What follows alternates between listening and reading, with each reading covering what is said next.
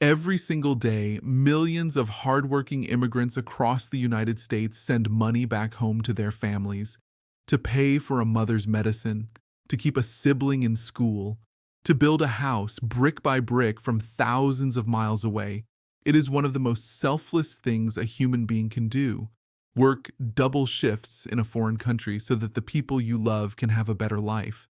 But right now, in 2026, there is a financial rule that is quietly putting some of those same hardworking people directly in the crosshairs of ICE, immigration enforcement, and federal financial surveillance. And the terrifying part is that most people who are affected by this rule have absolutely no idea it exists. You are not doing anything wrong. You are not a criminal. You are just sending money home. But the way you are doing it, the amounts, the frequency, the method, could be triggering a federal alert that has consequences you cannot afford to ignore. Stay with me for the next few minutes because what you are about to learn could protect your freedom, your family, and everything you have worked for. Welcome to Global Entry News, the channel that gives immigrants, visa holders, green card holders, and families the real information they need to navigate life in the United States safely and confidently. If you are new here, subscribe right now and hit the notification bell because every week we cover the legal, financial, and immigration topics that affect your life directly and that nobody else is breaking down in plain language. Today we are talking about something urgent, something that is affecting real people in communities across this country right now, and that is the $10,000 rule, what it means, how it works, and exactly how sending money home could be putting you at serious legal risk in 2026. This is not a scare tactic. This is information you genuinely need. Let us start from the very beginning because understanding the foundation of this rule is what will help you protect yourself. The $10,000 rule comes from a United States federal law called the Bank Secrecy Act, which has been in place since 1970. Under this law, any financial institution, and that includes banks, credit unions, money transfer services, wire transfer companies, and even some mobile payment platforms, is legally required to report any cash transaction that equals or exceeds $10,000 to the Financial Crimes Enforcement Network, which is a bureau of the United States Department of Treasury. This report is called a Currency Transaction Report, or CTR. When one of these reports is filed, your name, your account information, the amount, and the nature of the transaction all go into a federal database. That database is not only visible to Treasury officials. Under certain circumstances and through interagency data sharing agreements that have significantly expanded in recent years, that information can be accessed by immigration enforcement agencies, including ICE and Homeland Security investigations. Now, here is where it gets more complicated and where many people make a mistake that costs them dearly. Most people hear $10,000 and they think, I never send that much at once, I am safe. But federal law has a second layer that catches exactly those people, and it is called structuring. Structuring is the act of deliberately breaking up transactions to keep them below the $10,000 reporting threshold. So if you send $4,000 one week, then $3,000 the next week, then $2,500 the week after that, even if each individual transaction is perfectly legal, federal law may interpret that pattern as intentional structuring to avoid reporting requirements. And structuring is a federal crime. It is punishable by up to 5 years in federal prison and significant financial penalties. And critically, for anyone with a visa, a green card, pending immigration case, or any other immigration status, a federal financial crime conviction, or even a serious federal investigation can destroy your entire immigration future overnight. You need to understand that this is not a hypothetical risk. In 2026, federal financial surveillance has reached a level of sophistication and coordination that simply did not exist even 5 years ago. The combination of advanced transaction monitoring algorithms, increased information sharing between federal agencies, and a political environment that has placed immigration enforcement at the absolute top of the government's priority list means that financial red flags are being reviewed with a level of scrutiny that is genuinely unprecedented. People who sent money home for years with zero problems are now finding themselves facing questions they never anticipated. Not because they did anything new, but because the system watching them changed. Let us talk specifically about remittances, because that is what most of you are doing, and that is where the specific risk lives in 2026. Remittances, money sent from the United States to family members in other countries, are completely legal. They are an enormous and legitimate part of the global economy. The United States sends hundreds of billions of dollars in remittances every year, and the vast majority of that money is sent by honest, hardworking people supporting their families. But the financial system does not know your intentions. It does not know that the $5,000 you just wired to your mother in Guatemala is for her medical bills. It sees a pattern of transactions from an account tied to a foreign national, and it runs that pattern through reporting and flagging systems that were designed primarily to catch money laundering, drug trafficking, and terrorism financing. And when your legitimate, loving family remittance looks like a suspicious financial pattern on paper, the system treats it that way until someone proves otherwise. The specific patterns that trigger federal scrutiny in 2026 include transactions that cumulatively approach or exceed $10,000 within a short window of time, typically a 30-day period. They include multiple transactions sent to the same foreign account or phone number in rapid succession. They include sudden large transfers from accounts that typically show low balances or low activity. They include transfers made through multiple different services in the same time period, for example, sending through Western Union one week, and then through Remitly the next week, and then through a bank wire shortly after. Each of these patterns individually might not trigger action, but combined, they create a profile that automated federal monitoring systems are specifically designed to flag.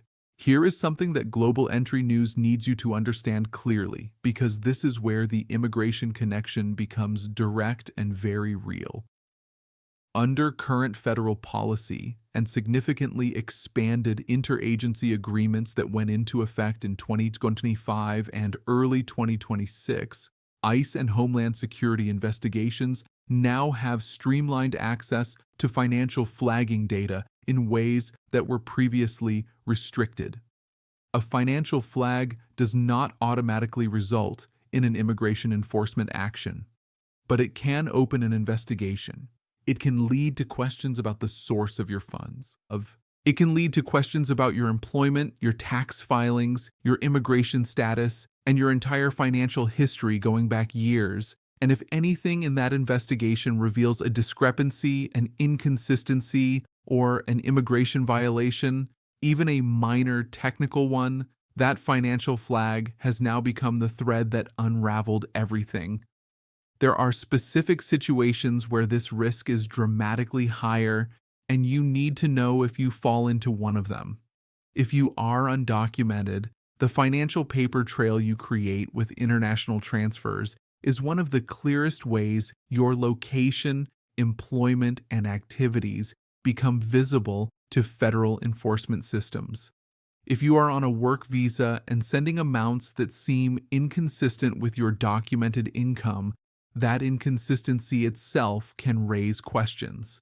If you have a pending immigration case, any federal investigation or flag during that period can directly impact the outcome of your case. If you have a prior immigration violation or removal order, financial surveillance flags can accelerate enforcement action against you. And if you are a green card holder with naturalization pending, a federal financial investigation is among the most serious things that can complicate or derail your path to citizenship. So what do you actually do with all of this information? Because at Global Entry News, we do not believe in delivering fear without solutions. Knowledge without action is just anxiety. So let us talk about how you protect yourself legally and practically right now. The first and most important thing you can do is document everything. Every time you send money home, keep a record. The date, the amount, the service you used, and most importantly, the reason. Write it down. Save receipts. If the money is for medical bills, keep copies of those bills. If it is for school tuition, keep the enrollment documents. If it is for construction on a family home, keep photos and invoices. This documentation will not prevent a federal flag from being generated, but it can be the difference between a flag that leads nowhere and a flag that leads somewhere very bad for you. The second thing you need to do is be consistent in how and where you send money. Using the same service, sending to the same recipient, maintaining a predictable and explainable pattern is far safer than varying your methods and amounts unpredictably. Consistency does not guarantee safety, but inconsistency significantly increases your risk of being flagged for structuring, even when your intentions are completely innocent. Third, if you regularly send amounts that are collectively significant, and significant in this context means anything approaching or regularly exceeding $5,000 per month, you should speak with an immigration attorney who also has knowledge of federal financial regulations. This is not an overreaction. A single 1-hour consultation with the right attorney could give you a clear picture of your specific risk level and specific steps to protect yourself. The cost of that consultation is nothing compared to the cost of an immigration enforcement action or a federal financial investigation. Fourth, be aware of the services you are using. Not all money transfer services have the same reporting practices or the same level of integration with federal monitoring systems. This does not mean you should try to hide your transactions. That is structuring and it is illegal. What it means is that you should use licensed, legitimate, regulated services and understand that those services are legally required to report what the law requires them to report. There are no loopholes here, and anyone telling you there is a secret way to send money without it being tracked is either wrong or trying to get you into serious legal trouble. Fifth and finally, if you ever receive any communication from a bank, a money transfer service, or any federal agency about your financial transactions, do not ignore it and do not respond without legal counsel. A letter asking you to explain the nature of your transactions may seem routine, but it is a legal document, and your response to it carries legal weight. Get an attorney before you respond to anything. The broader reality of 2026 is this: the United States has built a financial surveillance infrastructure that is more powerful, more connected, and more automated than at any point in history. And that infrastructure is now more directly connected to immigration enforcement than it has ever been before. For immigrants in this country who are doing everything right, working hard, paying taxes, supporting families, the biggest danger is not knowing where the invisible lines are. Today, we have shown you where one of those lines is. The $10,000 rule, the structuring trap, the interagency data sharing, these are real, they are active, and they are affecting real people right now. You deserve to know this. Your family deserves to have you protected, and that is exactly why Global Entry News exists. Share this video today with every immigrant family member, every friend, every coworker who sends money home, because somewhere in your circle there is someone who does not know what you now know and who is at risk because of it. Give this video a thumbs up if it opened your eyes to something important. Drop a comment below and tell us what country you send money to. We read every single comment and we use your responses to guide the content we create next. And if you are not yet subscribed to Global Entry News, right now is the moment. Hit subscribe, turn on notifications, and let us keep you informed, protected, and one step ahead of a system that is moving faster than most people realize. We will see you in the next video.